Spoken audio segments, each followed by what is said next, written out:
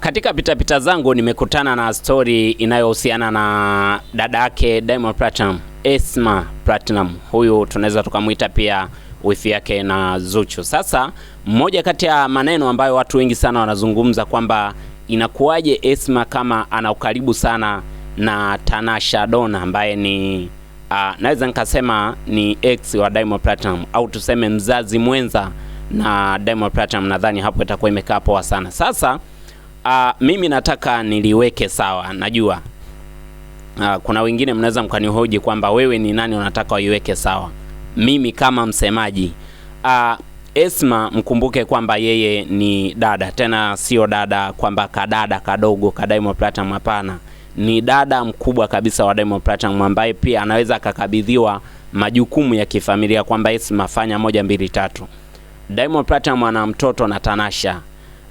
Kitu ambacho Esma huwezi ukamzuia kabisa ukaribu wake na Tanasha. Lazima awe karibu kutokana na kwamba Diamond Platinum hana ugomvi na mtoto kabisa, wala sio kwamba walishagombana na Tanasha Donna kwamba watukanane, hapana. Kwa hiyo kuna jukumu ambalo lazima familia ya Diamond Platinum iende ikamwangalie mtoto, lazima wajenge ukaribu kwa ajili ya mtoto. Hii inachanganya sana watu. Wengine wanaanza kusema kwamba Esma sijui hajakunjua roho kwa Zuchu sijui nini.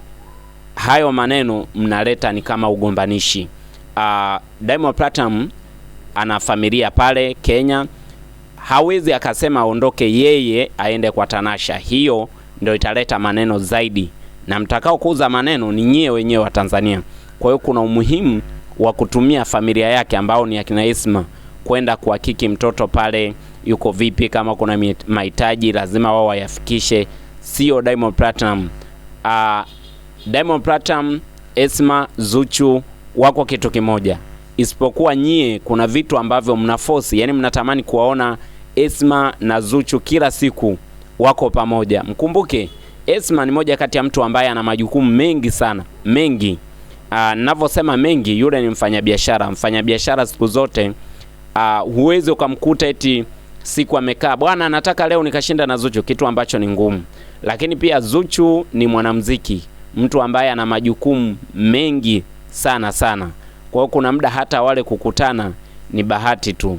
Kwa hiyo msichanganye mambo hapa ikaonekana kwamba Zuchu na Esma hawako sawa.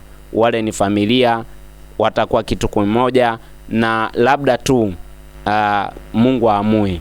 Wale ni kitu kimoja, ni familia moja. Msitake kuwagombanisha ikaonekana hawako sawa. Ni mbaya hiyo.